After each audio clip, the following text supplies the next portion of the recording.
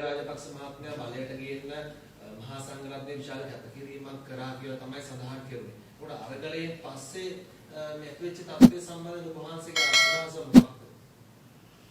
ඇත්ත වශයෙන්ම භික්ෂුන් වහන්සේ නමක් විදිහට මම පෞද්ගලිකව මං හිතනවා අනිත් බහුතර මහා සංඝරත්නයේ අදහසක් වෙන්න පුළුවන් අප්‍රමාණව සතුටු වෙනවා ගෝඨාභය රාජපක්ෂ වැනි කෙනෙක් ජනාධිපති කරවන්නට යම් ප්‍රමාණයකට හරි කියන්නේ වචනයකින් හරි අපි දේශපාලන වේදිකාවල නැග්ගේ නැහැ. නමුත් අපි මේ රටේ සිංහල නායකයෙක් නායකත්වයට පත්විය යුතුයි.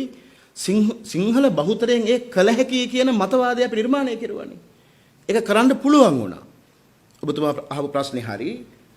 පන්සල් වල සාමාන්‍ය මේ ග්‍රාමවාසී ස්වාමින් වහන්සේලා විතරක් නෙවෙයි රටේ ජාතික ආරක්ෂාව සම්බන්ධයෙන් එවකට තිබුණු සාකච්ඡා එක ගත්තාම අරණ්‍ය වාසීව බණ භාවනා කරපු හාමුදුරුවරු පවා කවදාකවත් ඡන්දපොළට නොආපු හාමුදුරුවරු පවා ඡන්දපොළට ඇවිල්ලා ගෝඨාභය වෙනුවෙන් ඡන්දයක් පාවිච්චි කළා.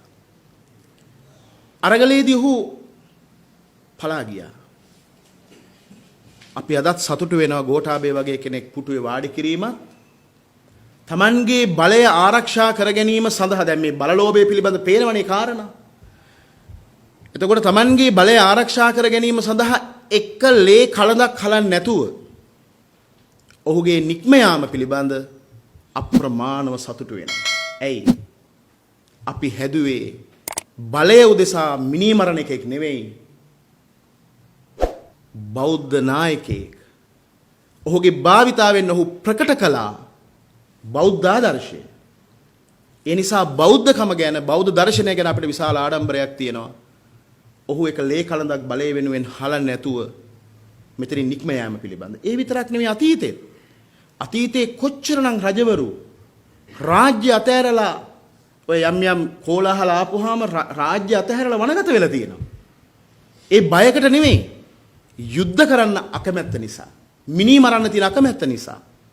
දැන් අසල්වැසි බංග්ලාදේශයේ රැකියා කෝටා පිළිබඳ ප්‍රශ්නයක් එක්ක විශාල උද්ඝෝෂණයක් ආවා. මිලියන ගණනාවක් රැකියා විරහිත වේ රටේ ප්‍රශ්නයක් තියෙනවා ඇත්ත. හැබැයි මේ රැකියා කෝටාවට එරෙහිව අරගල කරන්න ආපු තරුණ දරුවෝ විශ්වවිද්‍යාල දරුවෝ 100 ගණක් මරලා දැම්මා. ඒක තමයි වෙනස. ඉතින් ඒ නිසා ඒ සම්බන්ධයෙන් ඇත්තටම අපිට තියෙන්නේ ඔහුව පත් කර ගැනීම සම්බන්ධයෙන් ඒ ඔහුගේ අසාර්ථකව වෙනම කතාවක්. හැබැයි ලේ කලඳක් හලන්නේ නැතුව මෙතනින් බැහැලා ගියා විතරක් නෙමෙයි අනිත් පැත්තෙන් දුකක් තියෙනවා. මේ තරම් බණ කියන රටේ කලෙහි ගුණ නොදත් ඔක්කොම නෙමෙයි. කෙලෙහි ගුණ නොදත් තුප්පහි පන්නේ પરම්පරාවක් බිහිවීම ගැන. ඒ ගැන දුකයි. ඊයේ